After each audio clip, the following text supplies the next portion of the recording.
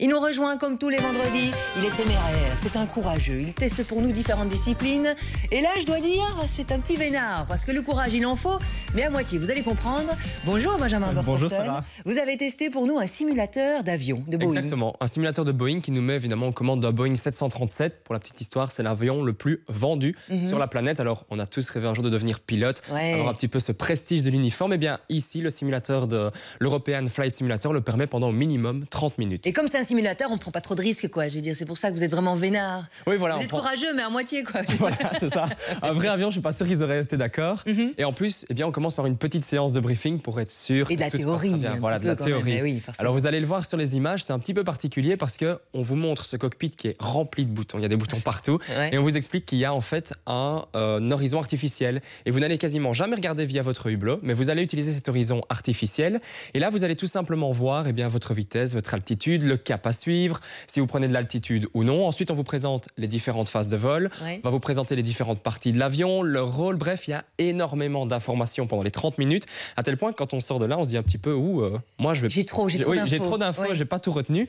Et pourtant, quand on est dans l'avion, eh bien, chaque fois, on nous dit, vous vous rappelez, durant le briefing, qu'est-ce qu'on avait dit ici? On avait dit qu'il fallait booster sur le bouton là. Si tu ne pousses pas, il va se passer ça, donc pousse vite. Vous voyez le cockpit, voilà, c'est vraiment éclairé comme ça. C'est énorme, oui. C'est énorme. Et alors, à votre avis, quelles sont les unités de mesure qu'on utilise en aviation? Il y en a différentes. Hein. Il y a des pieds, c'est pas des pieds. Alors les pieds, c'est pour l'altitude. J'essaie de me rappeler Top Gun, vous voyez. Voilà, c'est un excellent exemple. En fait, pour l'altitude, c'est les pieds. Donc un pied, c'est plus ou moins 0,30 mètres. Et il faut savoir qu'un avion vole entre 9500 et 12 500 mètres d'altitude. Et puis pour la vitesse, eh bien, ce sont des nœuds. Alors, un nœud, c'est plus ou moins 1,85 km/h. Alors, pour la petite histoire, lorsqu'un avion touche le sol, quand il se pose, il est à 140 nœuds, donc c'est plus ou moins 260 km/h. Donc, on s'en rend pas compte, mais quand on touche le sol, on va 2 fois plus vite qu'une voiture sur autoroute, plus ou moins. Et puis, la vitesse de vol moyenne, c'est dans les alentours de 840 km/h. Dites donc, après la théorie, les petits boutons, les unités de mesure, vient le décollage. Voilà, vient le décollage, mais on va encore parler boutons au moment du décollage parce qu'il faut un petit peu paramétrer cet avion, il faut paramétrer ce gros joujou. Alors vous allez le voir, il y a pas mal de choses à mettre. On voit par exemple qu'il faut allumer les lumières de vol, il faut éteindre les lumières de taxi, donc c'est les lumières qu'on utilisait pour se déplacer, pour aller rejoindre la piste, parce que ça aussi, c'est nous qui allons le faire une fois qu'on se pose. On doit aussi un petit peu paramétrer le pilote automatique, on va paramétrer le cap, l'altitude qu'on veut prendre. Et tout ça, en fait, va s'indiquer sur nos écrans pour nous dire vraiment ce qu'on doit faire avec le manche. Et vous faites encore quelque chose, alors, du coup Ah oui, mais là, on le voit. Donc, c'est nous qui activons vraiment tous les boutons. Et puis, une fois que tout est prêt, alors vient le moment d'accélérer. On va le voir, on va lancer cette fameuse manette pour s'élancer sur la piste. Alors, ça prend un petit peu de temps, parce qu'un avion, c'est lourd.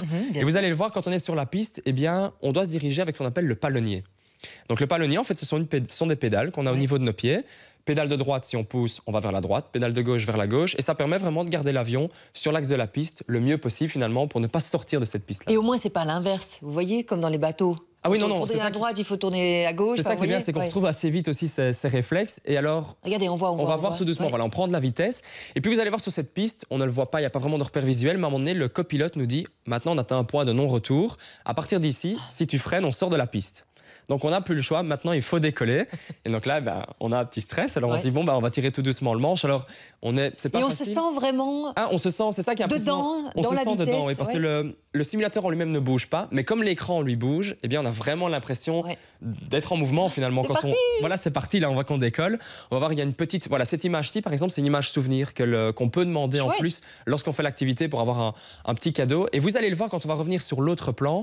Il y a un petit écran que je regarde constamment, qui est l'horizon artificiel. Et il y a une croix mauve sur cet horizon. Ne le voyez pas bien. En fait, cette croix mauve, elle indique l'endroit où il faut aller. Donc vous, votre avion est symbolisé par un point blanc. Et le but, c'est de placer le point blanc sur la croix mauve pour avoir la bonne trajectoire. C'est un peu un jeu vidéo. C'est un peu un jeu vidéo. Sauf qu'ici, on n'a pas de game over avec la possibilité de recommencer. C'était où? Alors, c'était du côté de Gosselies. C'est l'European Flight Simulator. Ils sont ouverts toute l'année, excepté durant la Noël. Ils sont ouverts tous les jours, y compris le dimanche. Donc, c'est une super activité à faire quand il pleut le dimanche. C'est tous les jours de 9h à 18h. C'est ouvert à tout le monde. Il y a différents packs de vol, 30 minutes de vol, 30 minutes de briefing, c'est le minimum. 119 € pour le pack d'entrée de gamme. Et puis, c'est ouvert à tout le monde, aussi bien enfants qu'adultes. Et il y a aussi des incentives, donc ce qu'on appelle des team building, et la possibilité aussi de faire un stage pour lutter contre la peur en avion. Et regardez ce que j'ai là. Ce sera pour tout à l'heure. C'est une place pour vous. Il faut rester. Il faut rester aussi parce que Benjamin a filmé son atterrissage. Alors, ça s'est plutôt bien passé. Ça s'est très bien passé, oui. On verra ça en images tout à l'heure. Des belles images. On a Benjamin Verpoorten qui est là. Il teste pour nous différentes disciplines. Et là, il a testé pour nous un simulateur de Boeing, un simulateur d'avion. On a vu le décollage tout à l'heure qui s'est très bien passé. Place maintenant à l'atterrissage. Oui, on va voir l'atterrissage. Alors, je vous ai passé un petit peu la période de vol parce que finalement c'est la période la moins intéressante. C'est pilote automatique, on a juste à calculer le cap. Oui. Alors à votre avis, comment est-ce qu'on calcule un cap justement? On demande à son copilote, qui est beaucoup plus expérimenté que nous. Surtout qu'il faut être très fort en calcul mental. Oui. En fait, le principe c'est d'imaginer une boussole qui fait 360 degrés.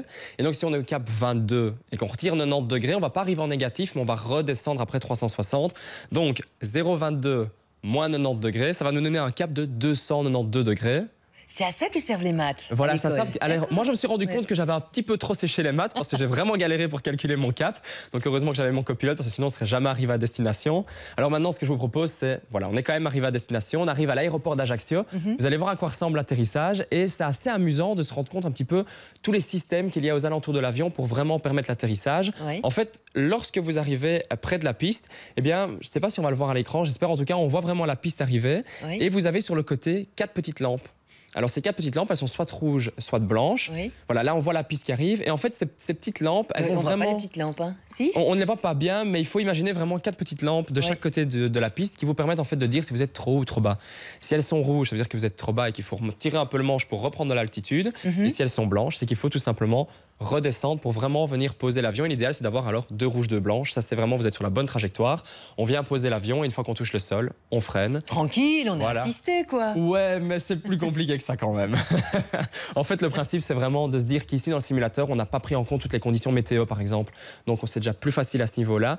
Et puis, par contre, la simulation est vraiment poussée à son paroxysme dans le sens où on doit aussi faire le taxi jusqu'à la zone de livraison. Faire le taxi, ça veut Donc, dire en fait, quoi? on sort de la piste et puis après, on va rouler sur toutes les pistes annexes, toutes ces petites pistes, toutes ces routes annexes qui nous amènent à la zone de déchargement au terminal. Et donc, on doit vraiment rouler à quelques kilomètres/heure. On voit l'aéroport qui est dessiné, qui est modélisé. Donc, c'est assez amusant. Et là, on voit les images à la GoPro, un atterrissage à Hong Kong. Alors, la particularité de l'aéroport d'Hong Kong, c'est que à l'époque, l'ancien aéroport était en plein milieu de la ville. On le voit, oui. Oui, on le voit. Et il faut virer juste avant de poser l'avion. Donc, il faut calculer l'altitude, calculer le virage, calculer la vitesse. Le tout en se disant qu'il ne faut pas se louper parce qu'on a quand même 700 personnes derrière soi. Et puis, il faut prendre en compte les conditions météo, chose que moi, je n'ai pas dû faire heureusement. Alors, vous le voyez, je vire un peu large. Là, c'est panique parce qu'on se dit, oups, je vais m'écraser sur les habitations, je vais finir faire dans l'eau. ouais. Et puis, heureusement, on va le rebalancer vers la droite. On va parvenir à se mettre plus ou moins dans l'axe de la piste, poser l'avion calmement. Donc, on va quand même finir par y arriver, mais on se rend compte que c'est pas facile du tout, même quand on est en simulateur. Et surtout, il ne faut pas oublier, avant de toucher le sol, de redresser l'avion tout simplement, puisqu'on l'a déjà vu. Un avion, il ne vient jamais se poser droit, il faut légèrement le redresser. Oui, c'est ça. Pas trop non plus, sinon les gens à l'arrière de l'avion ne vont pas être contents. Donc il y a vraiment pas mal de facteurs à prendre en compte. Et puis quand on est sur la piste, on corrige encore une fois la position à l'aide du palonnier. C'est à partir de quel âge, je pense aux petits-enfants qui rêvent d'être pilotes d'avion par exemple? Il n'y a pas vraiment d'âge minimum. En fait, le principe, c'est de pouvoir toucher le palonnier. Mais si vous n'y arrivez pas, c'est le moniteur qui va le faire pour vous. Donc on le voit ici, on l'a vu tout à l'heure sur l'image, un jeune garçon peut y aller sans souci. Donc c'est vraiment ouvert à tout le monde. N'hésitez pas à les contacter ou aller sur le site www.efsimulator.com. Là, vous aurez toutes les infos, les différents packs, etc. efsimulator.com, c'était où? C'était du côté de Gosselies, donc c'est pas très loin de Charleroi, c'est juste à côté de l'aéroport. Centre de la Wallonie. Et il faut savoir qu'il y a énormément de pilotes d'ailleurs qui viennent s'entraîner aussi, puisque ce simulateur est le même programme que le programme reconnu, les programmes officiels. Regardez, fou, il va arriver peut-être chez vous. C'est un ticket pour justement participer à ce simulateur. Regardez, vous allez être dans la peau d'un pilote d'avion le temps d'1 heure ou 2 heures. On joue maintenant par SMS si ça vous dit. C'est le 6003, 75 cents le message envoyé pour vivre une expérience comme celle-là. Franchement, c'est pas cher. 6003, démarrez votre message par Boeing. Boeing, nom, prénom, coordonnées complètes, le tout au 6003, tirage au sort dans quelques minutes. Bonne chance. Bon réveil tout le monde, bon vendredi. Il est 6h30. Bonjour Jean-Christophe. Bonjour Sarah. Bienvenue dans le 6-8 ce matin. Vous êtes plutôt Mickey ou plutôt affaires criminelles? Plutôt Mickey, oui. Plutôt Mickey. Votre dessin animé préféré? Ah, moi, c'était Tom Sawyer. Tom Sawyer, oh oui, il était bien. C'est l'Amérique, c'est l'Amérique. Oui, avec son chapeau, son pantalon trop court. Et c'est vrai, il a bercé notre enfance, lui aussi. Félicitations, Jean-Christophe, c'est vous qui repartez avec ce simulateur. Hop, ticket pour assister à une simulation de vol, décollage, atterrissage. Vous êtes content, j'imagine, attendez. Oui, bien sûr, ça va être une belle expérience. C'est un rêve de gamin qui se réalise? Pas nécessairement, mais ça va être une belle expérience. Vous faites quoi dans la vie, Jean-Christophe? Je suis enseignant à Gosselies. Et du coup, c'est juste à côté. Oui. Oh, pas trop de route en plus. Ça tombe bien. Allez hop, on vous envoie les tickets à la maison. À tout à l'heure. Merci beaucoup. Bonne journée, Christophe. Bonne journée. Bon vendredi. Bonne journée, au revoir. Bon week-end déjà.